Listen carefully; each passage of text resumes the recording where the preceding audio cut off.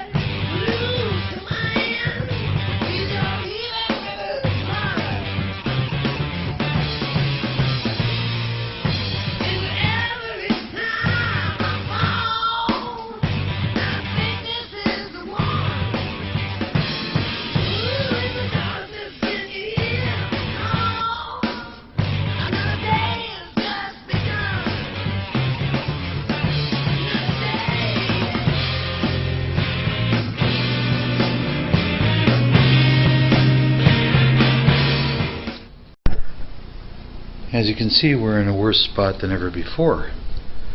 Now I've got a dozen new scenes for Act 1, a dozen new scenes for Act 2, and a bunch for Act 3, and 2 different versions of the script. This is going to be a matter of mathematics. 1, 2, 3, 4, 5, 5, 6, 7, 8, 9, 10, 11, 12, 13, 14, 20. We cannot have 25 scenes in the first act and 2 songs. Space near Earth, the DICOM appears. Nah. The DICOM flying around taking pictures of things, that's fine. And just pop into the world. First encounter. Well, this is a repeat of the first encounter for the other thing, so where was first encounter? These two are the same thing in draft 1 and draft 2. That's fine, no problem. Desolate planet, flocks of DICOMs. I don't want to make that scene. 8, 10, 11, and 2 songs. 11 scenes.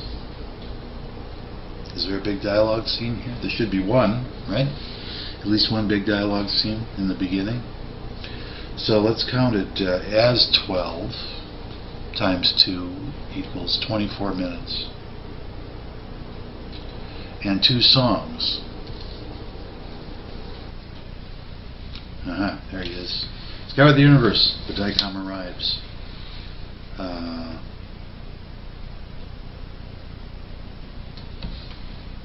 does he get the DICOM? He used to, in the first draft, he went up a tree. Figure that. But anyhow, here's how it goes. Tarban, the evil conqueror, scour the universe for something good to eat. DICOM pops it to Earth on that mission. Pete catches it some way or other. And this is... No, we need Abby. Abby.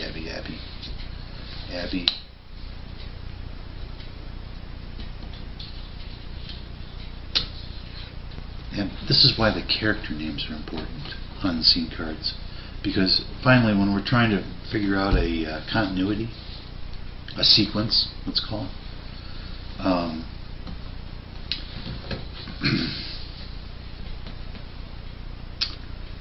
You're Not Alone, one of the songs I want to use. You're not alone, someone out there, you're not alone. Someone does the things that you do. You're not alone, you're not alone. That means that we have to have a song pretty darn soon. And I don't want it to be Mom and Dad, I want it to be a kid. Here's what's happened so far. Tarban the Conqueror says, scour the universe. This little ball called the DICOM pops into the universe on Earth. Starts taking pictures around the neighborhood. Bang! Pete gets a hold of it. And that night in his bedroom, he uses it to make contact with the alien. That's the name of the alien. Then I don't mind seeing Mom and Dad. We can put some context around where this kid lives. I don't want to put them up first. They're not that important. Mom and Dad are bit players. Well, day players, but they're minor characters. Okay, let's see them that, and he can run through the scene and escape with his new thing. That means we got to go straight to Abby, and we've got to give Abby a song. I don't know what the song is, but I'm just going to write her name on it. Abby. I wish I could do something at night in there. Here it is. It's right there. Maybe we do need to introduce this right away.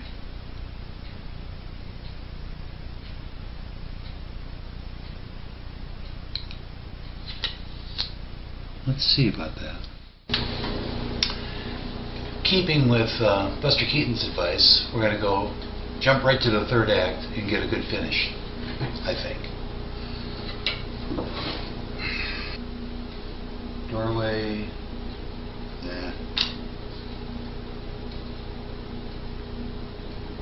Land ship. Yeah, well, they got to come home.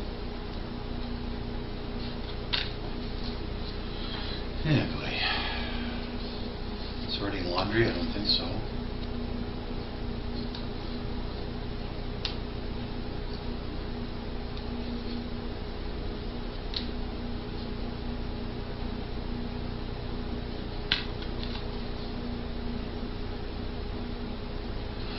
Well, I don't have a third act.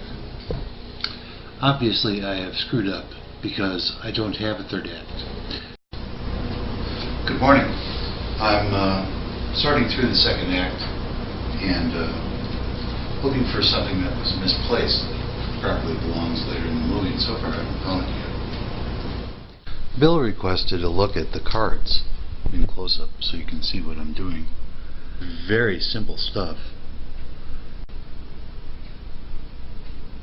This is a good card because it has a definite dramatic action. But, you know, a lot of them, because it's an action-adventure, you know, there's not a great deal of drama.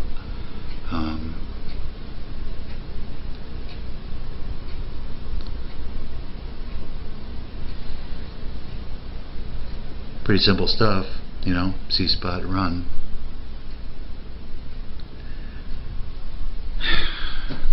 I've been through the second act, you know, very carefully, and there's no third act here. The thing to do is to look at the whole movie from a standpoint of structure. In the first act, I'm going to establish the villain, Tarban. The DICOM pops into planet Earth. Pete discovers it, takes it to Abby. They contact this, and Mom and Dad are there for comic relief. Second act, we visit the planet Atoll. That's where this lives. And we establish again she's in danger. There's a little parallel action with Mom and Dad comedy. Then there's a crisis. She's abducted, and Sneezix has to be, you know, finagled into daringly stealing his spaceship to go rescue this. And the third act is a resolution. But let's look at the character arc of Pete. He's our main character. Pete in the beginning is, as Hal originally described him, with a squirrel-like mentality of being easily distracted. And he's often the butt of comedy. But in the third act, it's Pete's great heart, and he rises to the occasion to finally rescue this, and to defend Abby as well, because if we look at Abby's character arc, what we see here is that she's the strong one in Act 1, and she is the one finally that has the daring to go on this escapade. But when when push comes to shove, you know, her bravado is not enough to win the day. Anyway, so these are the third act cards that remain, having simplified and, you know, taken out a lot of stuff that doesn't really advance the action in my mind. Let's take a look at what I've got and what needs to be written. Well, here's what I've got.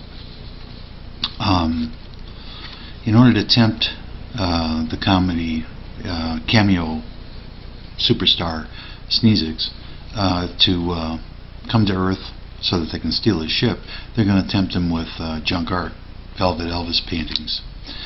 Meanwhile, this is a prisoner, tries to escape and can't.